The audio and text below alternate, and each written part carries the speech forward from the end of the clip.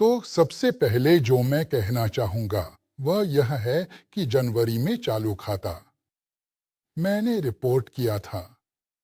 फरवरी में कितना आया? चालू खाते में निवेश आय 41.5 मिलियन। यह पहला है। दूसरी बात जो मैं बताना चाहूँगा वह यह है कि आज मैंने अलाबिशेवो साइट का दौरा किया। हमारे पास नहीं आए, लेकिन चौथे और पांचवें भवन का दौरा किया, जो कि मॉस्को के मेयर सर्गेई सर्गेविच सोब्यानिन हैं।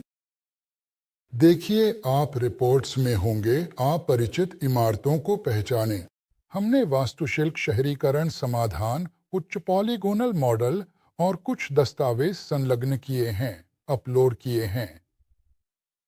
हमें कई बार इधर उधर अनुशासित किया गया, ऐसा कहें, और अब मूल रूप से हमारे दस्तावेज समीक्षा के अधीन हैं। समीक्षा की अवधि 20 दिन है। आगे परिणाम के अनुसार या तो टिप्पणी होगी या इसे स्वीकार कर लिया जाएगा। मतलब अगर टिप्पणी है तो स्वाभाविक रूप से समझ में आता है सुधार और सब कुछ नए सिरे से। अगर बिना टिप्पणी के है तो इसका मतलब है कि हम एमजीएस कार्य चरण में आगे बढ़ते हैं। पहली बार प्रस्तुत करने के बाद से पिछले साल काफी समय बीत चुका है। यह व्यर्थ नहीं गया। परियोजना के तकनीकी आर्थिक संकेतकों में कुछ खामियां पाई गईं, जिन्हें समय पर सुधारने की आवश्यकता है।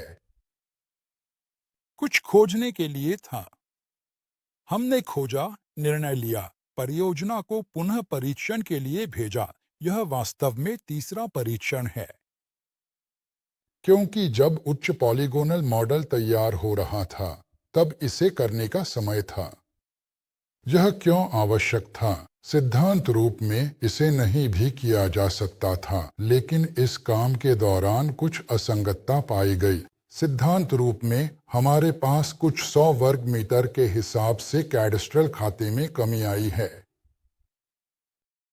यह इमारत हमारे पास खड़ी है। यह सांस लेता है, घूमता है। ये अन्य क्षण हैं। हम कम करों का भुगतान करेंगे। अभी खर्च करके हम बाद में पूरी जिंदगी कम भुगतान करेंगे।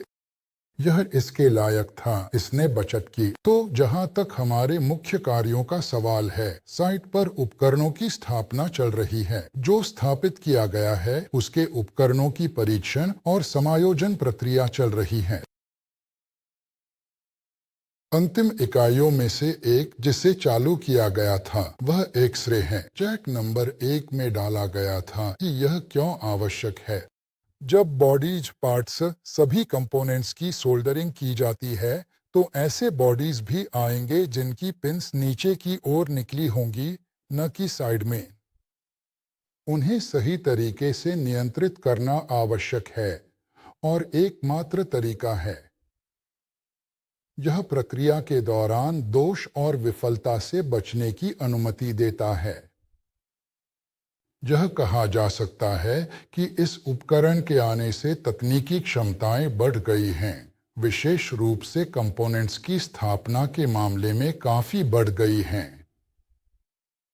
मशीनिंग के मामले में अभी स्टैंप की असेंबली कंप्लीटेशन का काम चल रहा है, क्योंकि यह आंशिक रूप से अलग किया गया था, इसलिए अब इसकी असेंबली हो रही है।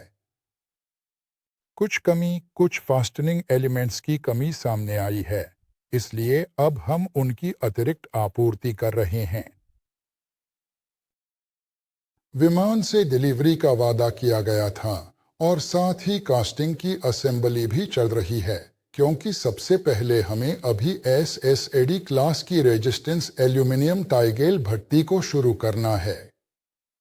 वहां एक क्षतिपूर्ति तार की जरूरत है। थर्मोकोपल जोड़ने के लिए हम आपूर्ति का इंतजार कर रहे हैं, और यह हमें सबसे पहले इसलिए चाहिए ताकि इंजन के रोटर्स को ढाला जा सके।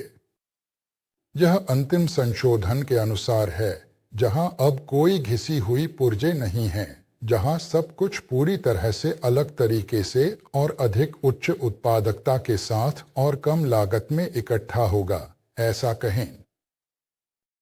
ये काम चल रहे हैं, हर दिन चल रहे हैं। इसके अलावा कर्मचारियों का प्रशिक्षण भी हो रहा है, क्योंकि वे सीख रहे हैं कि इस उपकरण के साथ कैसे काम करना है, ताकि बाद में कोई डर न हो।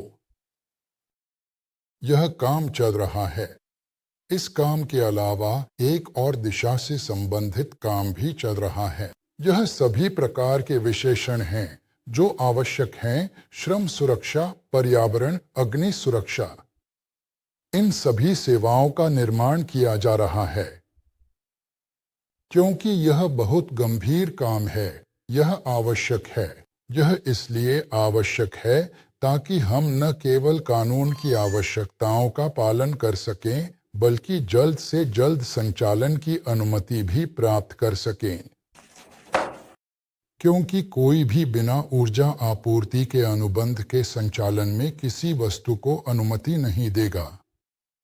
और तदनुसार इन सभी सेवाओं का संगठन और उस सभी उपकरणों की सेवा का संगठन जो वस्तु की जीवन शैली को सुनिश्चित करेगा। हम इन कार्यों में लगे हुए हैं। इसके अलावा अभी समूह के भीतर पुनर्गठन भी चल रहा है, क्योंकि कार्यों और जिम्मेदारियों का पुनर्वितरण हो रहा है। यह भी एक काम है जिसका सही निर्णय और परिणाम समूह के भविष्य की कार्यक्षमता पर निर्भर करता है।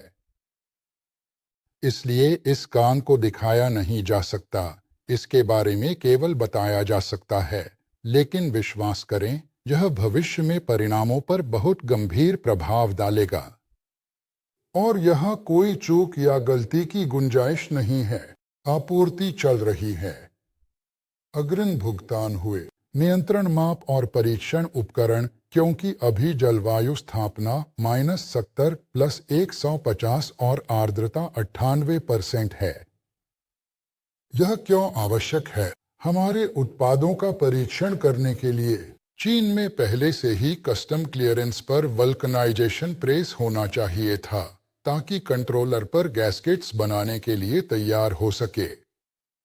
वहां पहले से ही मोटर रिड्यूसर के गियर के लिए गियरटिंग मशीन है। यहाँ वॉल्व शाफ्ट्स के निर्माण के लिए फोर्जिंग मशीन का परीक्षण हो रहा है। एक्सप्रेस डिलीवरी के लिए स्प्रू और स्प्रू बुशिंग्स भेजे गए हैं ताकि थर्मोप्लास्ट ऑटोमेट शुरू किया जा सके। और अभी कुछ और परीक्षण उपकरणों की समीक्षा की जा रही है जिन पर अभी तक निर्णय नहीं लिया गया है, क्योंकि जो हमने अभी संगठित किया है आपके निवेश के कारण सामग्री के इनपुट नियंत्रण में, यह हमें गंभीर समस्याओं को हल करने, आत्मविश्वास से आगे बढ़ने और किसी भी नुकसान से बचने की अनुमति देता है। क्योंकि तुरंत ही जो सामग्री आती है उसकी संरचना की जांच की जाती है और हम स्पष्ट रूप से जानते हैं कि हमें वही सामग्री मिली है जो हमने ऑर्डर की थी। मैंने पहले ही चैट में लिखा था कि प्राप्त वेल्डिंग रोबोट और रोटरी टेबल को स्थापित और परीक्षण किया गया है और अब इस क्षेत्र में क्वाडकॉप्टर के फ्रेम वेल्ड करने के लिए उपकरण तैयार किया जा रहा है। और न केवल उनके लिए, यह जमीनी परिवहन साधनों के लिए भी होगा ताकि लागत को कम किया जा सके। अभी हम एक और पाइप बेंडर की प्रतीक्षा कर रहे हैं जो अभी तक डिलीवरी में देरी कर रहा है। अभी कुछ और कंप्रेसर आएंगे क्योंकि संपीड़ित हवा से स्वतंत्रता बढ़ाना आवश्यक है। सही निर्णय है कि केंद्रीय कंप्रेसर यूनिट न बनाएं। यहाँ तक कि यह छोटी सी प्रैक्टिस भी इसे साबित करती है। इसलिए आगे बढ़ते रहें साथियों, आगे बढ़ते रहें। उपकरण और मशीनों के बारे में सवाल। बताए गए के अलावा क्या और भी आवश्यक मशीनें हैं? यह कितना है? निवेश हमें विस्तार करने की अनुमति देते हैं, हाँ, और हम सीमा से बाहर नहीं जा रहे हैं। हम अभी स्पष्ट रूप से जानते हैं हमारे पास 3 मॉडल की ग्राइंडिंग मशीनें सीमित उत्पादन के लिए लगाई जाएंगी। कंट्रोलर 60 किलोवाट, 106 वोल्ट और मोटरें जो हम अभी बना रहे हैं 2 संशोधनों में हैं। यह 35वां पैकेज और 50वां है। उनके उत्पादन को अधिकतम सस्ता करना। वह उपकरण जो प्राप्त होने वाले धन से खरीदा जा सकता है उसके लिए हम खरीद रहे हैं, लेकिन यह समझना होगा कि उद्यम लचीला नहीं है। जल्द ही सीमा आ जाएगी दूसरे एसएमडी माउंटिंग निर्माताओं की तुलना में हमें महत्वपूर्ण रूप से बढ़ने के लिए हमें लगभग 20 मिलियन की ऑप्टिकल नियंत्रण स्थापना की आवश्यकता है और एक और स्थापना घटक की जरूरत है। हमारी भट्टी इस वस्तु को पास करने की अनुमति देती है ताकि उत्पादकता बढ़ाई जा सके, और उत्पादकता में वृद्धि का मतलब हमेशा मजदूरी की लागत का कम होना होता है, क्योंकि व्यक्ति फिर भी सेवा करेगा। लेकिन सिद्धांत रूप में यह स्पष्ट है कि उपकरण प्रक्रिया जल्द ही पूरी हो जाएगी। यूएसएम और विमान इंजन के बाद कौन सा उत्पाद कतार में है?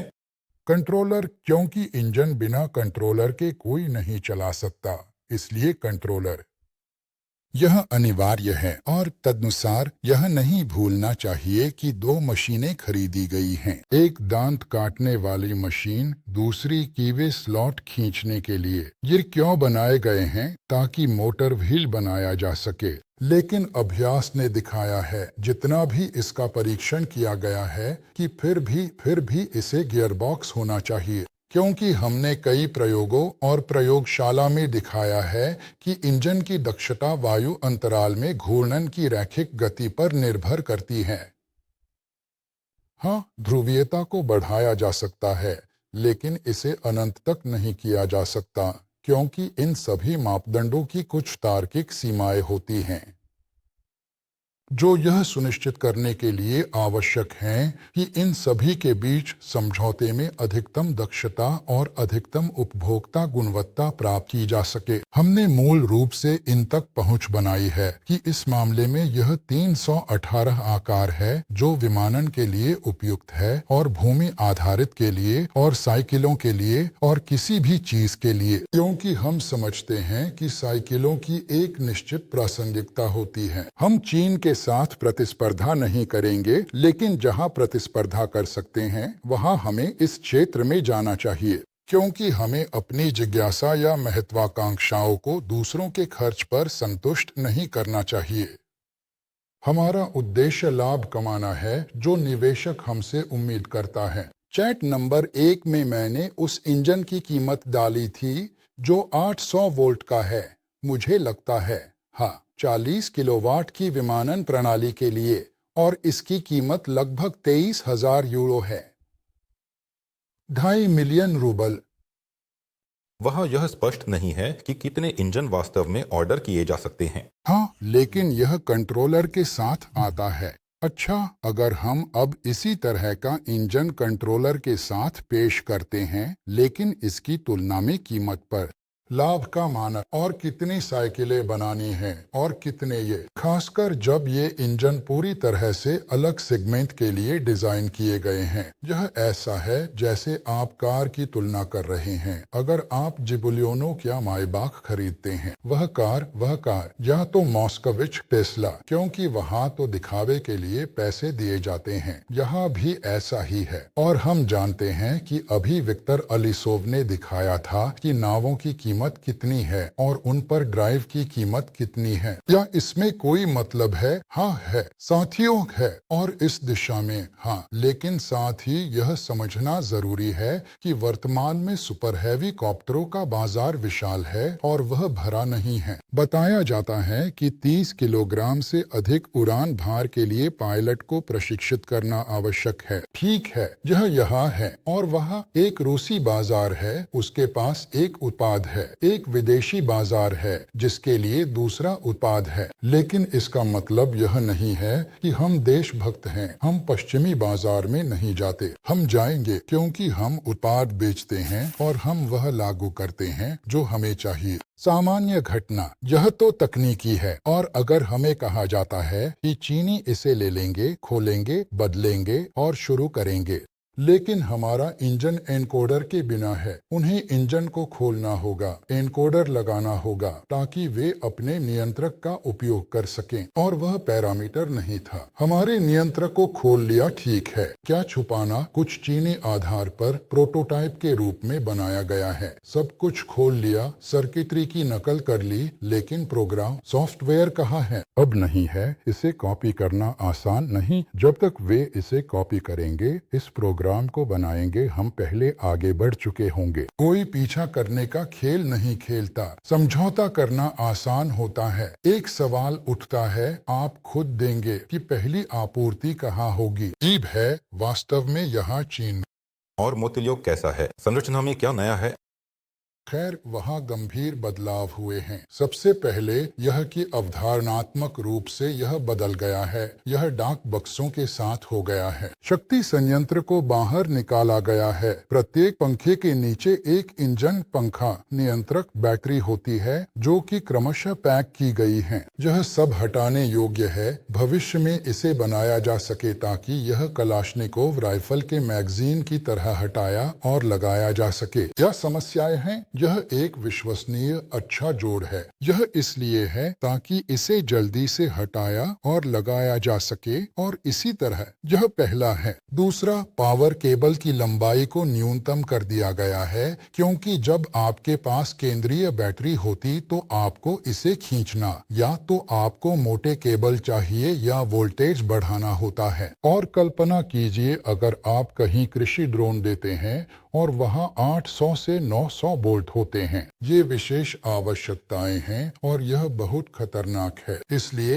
यह समझना जरूरी है कि ऊर्जा के मापदंडों, लागत, संचालन खर्चों और विशेषताओं के बीच समझौता खोजना आवश्यक है। इसलिए ऐसी अवधारणा अपनाई गई है जब आपकी सारी ऊर्जा एक ही जगह इकट्ठी होती है, जहां लगभग कोई पहुंच की आवश्यकता नहीं होती, जहां बैटरी को बिना किसी समस्या के निकालकर कनेक्टर लगाना संभव होता है, जहां तांबे का वजन न्यूनतम होता है। इसके अलावा हमने पिछली मॉडल के पायलटिंग के अनुभव को ध्यान में रखा है। इसलिए उड़ान नियंत्रक और संरचना में महत्वपूर्ण बदलाव किए गए हैं क्योंकि छोटे क्वाडकॉप्टर और बड़े क्वाडकॉप्टर वे अलग होते हैं। इसके अलावा जो तकनीकी क्षमताएं आई हैं वे फ्रेम को पुल की संरचना की तरह हल्का और मजबूत बनाते हुए इसे काफी हल्का करने की अनुमति देती हैं। और अन्य तत्व जैसे कि वही लैंडिंग्स की, वही शॉक एब्जॉर्बर जो इसमें जोड़े गए हैं। क्योंकि हमने देखा है कि यह जमीन पर कैसे टकरा सकता है, यह मानते हुए कि सभी के पास तुरंत आवश्यक पायलटिंग कौशल नहीं होंगे और तदनुसार गलतियां अपरिहार्य हैं। इसलिए अगर हम कृषि उपयोग, डिलीवरी सेवाओं में उपयोग, निगरानी की बात करें तो यह महत्वपूर्ण है।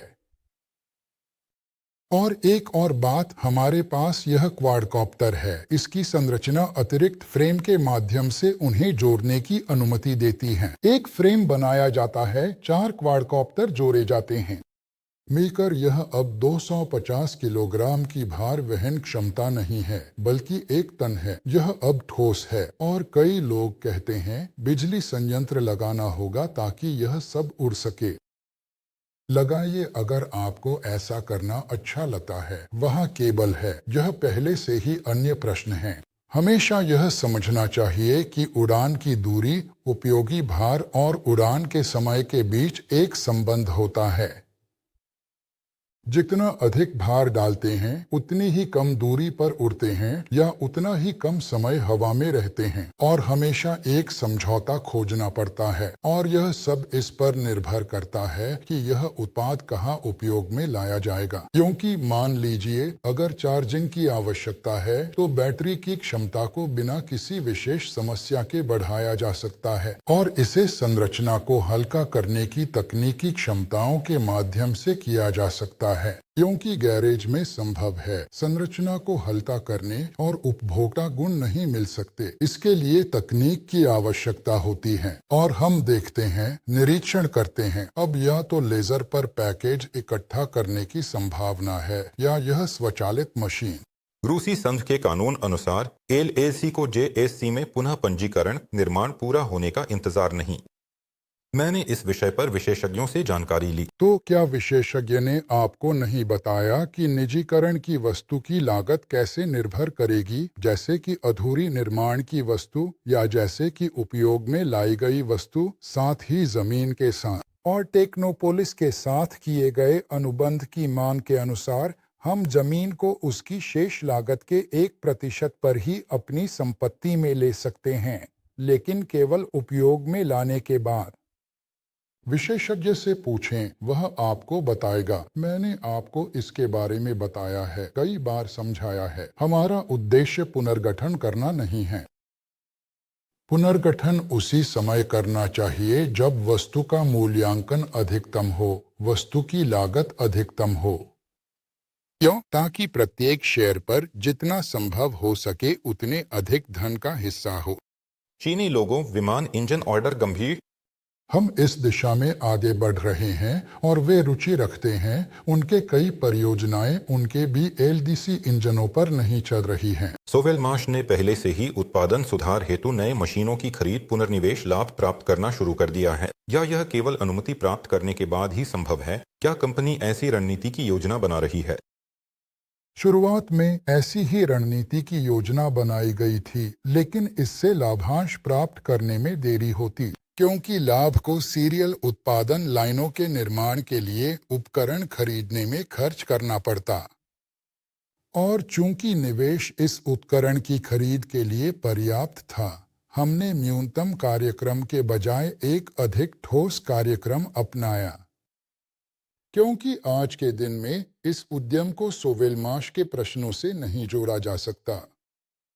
यह एक गंभीर औद्योगिक उद्यम है। अपने सोवेलमाश के साथ ऐसा कहें।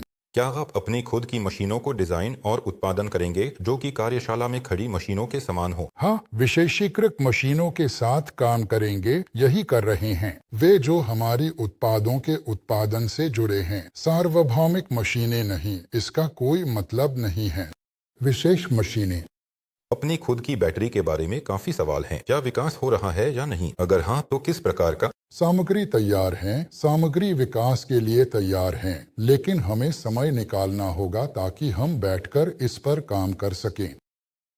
गियर काटने की मशीन, पाउडर, धातुकर्म और प्रेसिंग से गियर प्राप्ति की चर्चा थी।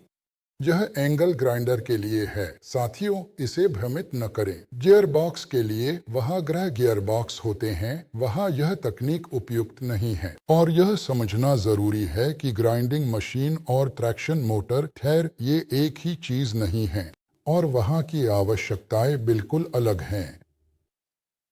अभी भी हम क्वाडकॉप्टर के लिए एक इंजन बना रहे हैं, लेकिन अंतिम मॉडल में प्रारंभिक इंजन से केवल कोर, वाइंडिंग्स और शॉर्ट सर्किटिंग सिस्टम रिंग तक ही बचा है। बाकी की संरचनाएं पूरी तरह से बदल गई हैं। वे बहुत अधिक बदल गई हैं, लेकिन वे अन्य तकनीकों के लिए भी अनुकूलित हैं। लेकिन जो बचा है वह है अभी तक का बेयरिंग, और अब हम अगले संशोधन में रोलिंग बेयरिंग को स्लाइडिंग बेयरिंग से बदलने की संरचना पर विचार कर रहे हैं। यह अधिक कॉम्पैक्ट और हल्का है, लेकिन यह सब इस पर निर्भर करता है कि इन इंजनों का उपयोग किस क्षेत्र में किया जाएगा। क्योंकि मैंने पहले भी कई बार कहा है कि मूल रूप से अवधारणा एक जैसी है, लेकिन अगर यह डिलीवरी के लिए है तो काम करने की विशेषताएं अलग होती हैं। कृषि उपयोग के लिए अलग, सैन्य उद्देश्यों के लिए यह तीसरे प्रकार का होता है। इसलिए मूल रूप से आधार एक ही है, लेकिन हर जगह और संरचना में कुछ अंतर होते हैं। धन्यवाद। क्या किसी ने टर्न की फैक्ट्री का ऑर्डर दिया है? अगर नहीं, तो इसकी उम्मीद कब है स्पेसिलमाश के बाद? खैर, अभी सभी देख रहे हैं। हाँ, जांच चल रही है, लेकिन आप समझते हैं कि मैं कभी भी सहमति नहीं दूंगा और हस्ताक्षर नहीं करूंगा जब तक कि यह वस्तुनिष्ठ रूप से सिद्ध नहीं हो जाता। तब कर सकते हैं। क्वाडकॉप्टर फ्रेम बनाने के लिए उपकरण। कहा गया क्वाडकॉप्टर एक स्टैंड एक्सपेरिमेंट है और यह तर्कसंगत है कि इसके लिए उपकरण आवश्यक नहीं है। क्या आपने उत्पादन में जाने का निर्णय लिया है? खैर, बात यह है कि इसके उत्पादन के लिए केवल 2 मशीनें अतिरिक्त खरीदनी पड़ी, ऐसा कहें। ये हैं ट्यूब कटर और ट्यूब बेंडर। वेल्डिंग रोबोट की हमें जरूरत है, जिसमें जमीन पर चलने वाले वाहनों के लिए भी शामिल है, क्योंकि 4 पहियों पर, 8 पहियों पर किसी भी प्रकार की फ्रेम को भी रोबोट से वेल्ड करना होता है, हाथ से नहीं। क्या हम भविष्य में सबसे छोटे वर्ग के ड्रोन का निर्माण करने की योजना बना रहे हैं? यदि यह आर्थिक रूप से व्यावहारिक होगा तो निश्चित रूप से हाँ, लेकिन हमें गणना करना होगा। मैंने आपको भारी ड्रोन के लिए इंजनों की लागत बताई और कल्पना करें छोटे ड्रोन के लिए कितने इंजन बनाने होंगे ताकि उतना ही कमा सकें। अब आप मेरी जगह होते तो क्या चुनते? मुझे लगता है कोई टिप्पणी की आवश्यकता नहीं है।